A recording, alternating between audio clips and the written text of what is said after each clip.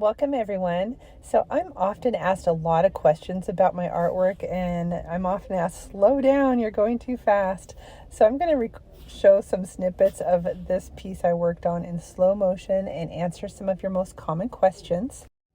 And I'm going to apologize in advance because I'm getting over the flu. You can probably hear my scratchy voice. And I'm recording outside the beautiful Pike Place Market in Seattle, and it's a beautiful sunny day and it's quite loud outside. So one of the first questions I get is, and I even hate to say this, does your husband do all the work for you? Nope. You can see in the video, I do all of my own work. My father was a builder, and although unfortunately I didn't learn a lot before he passed, I was surrounded by tools all the time and therefore not intimidated by them, if that makes sense. So actually when he was ill in the last bit of his life, I actually came out in the garage as stress relief and just started making some things. So I do owe this to him, although I am self-taught. Another question I often get is, where do you get your materials? So I try to use as much reclaimed material as I can. It's not always 100%, especially in the winter months where, things can get thinned out. But normally I stock up all summer and I have enough to drag me through. So the number one source of wood I use is actually reclaimed fencing. So if somebody's going to take down a fence, it's typically rotten, right? But typically if you cut off the top and bottom foot of the fence, the middle's just fine, and it's much nicer than working with pallets. So the way you can get reclaimed fencing, the easiest way is if you have like a Facebook neighborhood page or anything like that, just put a shout out that you're looking for old fence, especially like after a windstorm. Put a shout out. Did your fence come down? I'll come pick it up. People are happy not to have to make a dump run. Secondly, make friends with your local fence companies. Oftentimes, I will get phone calls with people I've made contacts with, and they're like, hey, we're taking down a fence in your area. Come grab what you want. And I'm always make sure that I'm there before they load everything into their dump run, and I just take what I want and they take the rest. Basically, you'll build relationships within your area and people start reaching out to you, and you'll find that you're never short on fencing.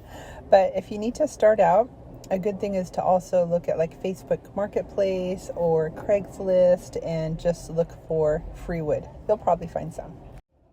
Another place I like to get unique pieces is actually Habitat for Humanity. Now, not all stores are the same. Some have wonderful materials, some do not. I find that if you're in the city, you're going to find a lot of luxury vinyl and that type of thing. But if you head out outside the suburbs, you'll find a lot of old trim molding they're ripping out of old houses.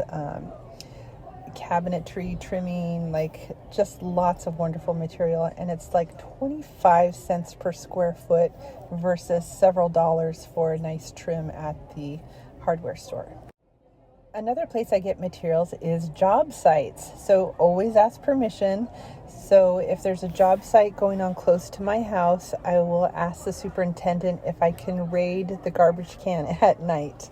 And they're, again, happily obliged, because if you're taking out all that garbage, then they've got more room and less dump runs.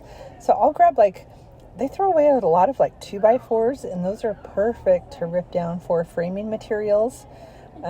Or you can make your own lath out of them. It's just wonderful. All right. The next most common question I get is, what stains do I use? And although you're not going to see a lot of stains on this particular piece, I like to use Early American, Dark Walnut, both by Minwax, and then I like the black with General Finishes. They have a really nice color I like. I'm often asked how I seal my pieces. So to seal them, I like to use a polyacrylic. I like the matte version. It gives just enough of a sheen and it protects the wood. And there's both a brush-on version and a spray version. I prefer the spray. It's just easier, but either work fine. Another question is, how do I secure the pieces of wood?